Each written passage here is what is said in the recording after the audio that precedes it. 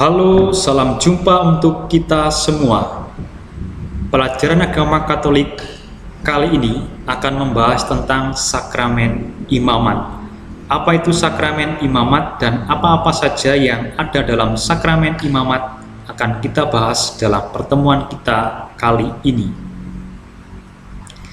Tujuan pembelajaran. Setelah kegiatan belajar mengajar, siswa dapat yang pertama, memahami sakramen imamat sebagai panggilan hidup. Kedua, memahami arti dan hakikat sakramen imamat. Ketiga, memahami tugas-tugas seorang imam. Keempat, mengidentifikasi syarat-syarat menjadi imam. Nilai karakter yang ingin dicapai. Yang pertama, bersyukur atas kehadiran para imam sebagai anugerah Allah. Kedua, cinta akan tugas-tugas gereja. Ketiga, tertarik untuk menjadi imam. Selain panggilan hidup berkeluarga, terdapat panggilan yang luhur dan suci, yakni panggilan menjadi imam.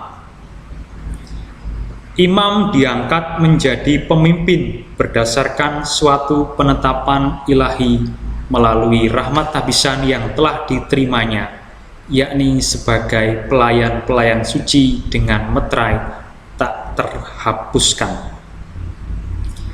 Dasar kitab suci sakramen imamat ada dalam Kisah Rasul. Di tiap-tiap jemaat, rasul-rasul itu menetapkan penatua-penatua bagi jemaat itu. Setelah berdoa dan berpuasa, mereka menyerahkan penatua-penatua itu kepada Tuhan. Juga ada dalam 1 Korintus, dan Allah telah menetapkan beberapa orang dalam jemaat. Pertama sebagai rasul, kedua sebagai nabi, ketiga sebagai pengajar. Inilah dasar biblis atau dasar kitab suci dari sakramen imamat. Mereka dipilih dan ditetapkan oleh otoritas tertentu. Arti dan hakikat sakramen imamat. Sakramen imamat atau seringkali disebut tabisan melantik seseorang untuk ikut serta dalam tugas perutusan Yesus Kristus.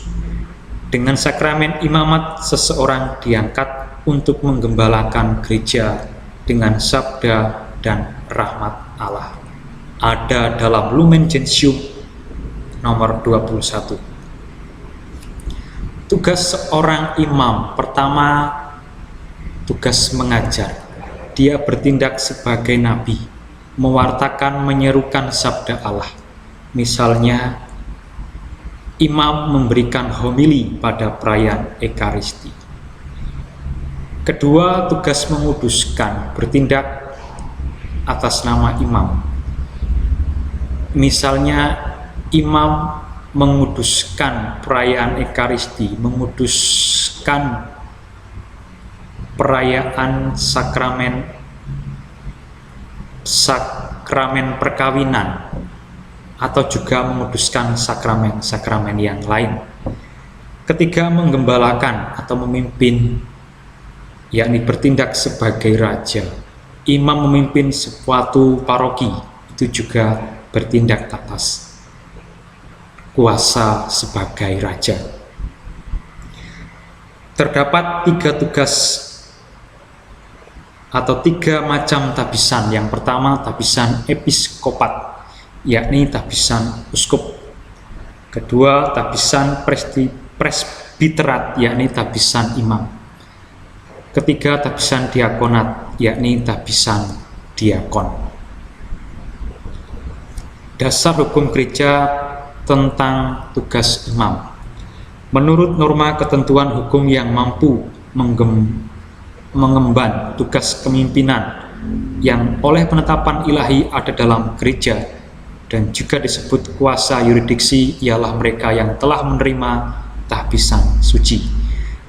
Dengan sakramen tabisan, menurut ketetapan ilahi, sejumlah orang dari kaum beriman Kristiani diangkat menjadi pelayan-pelayan suci dengan ditandai oleh meterai yang tak terhapuskan, yakni dikuduskan dan ditugaskan untuk menggembalakan umat Allah dengan melaksanakan dalam diri pribadi Kristus kepala, masing-masing menurut tingkatannya, tugas-tugas mengajar, menguduskan, dan memimpin.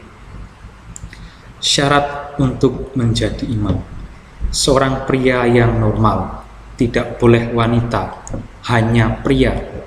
Kedua, sehat jasmani dan rohani, telah menerima sakramen inisiasi, sakramen baptis, sakramen ekaristi, dan sakramen krisma.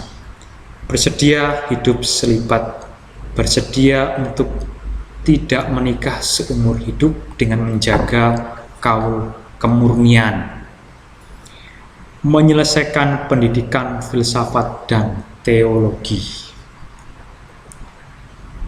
Sebagai pelajar, upaya-upaya yang dapat dilakukan untuk membantu tugas para imam: pertama, menjadi misdinar; kedua, menjadi lektor; dan ketiga, menjadi pemazmur. Ketiga tugas ini nampaknya ketika kelas 9 sudah mulai harus terlibat dalam tugas-tugas gereja. Demikianlah presentasi dari sakramen imamat. Semoga bermanfaat.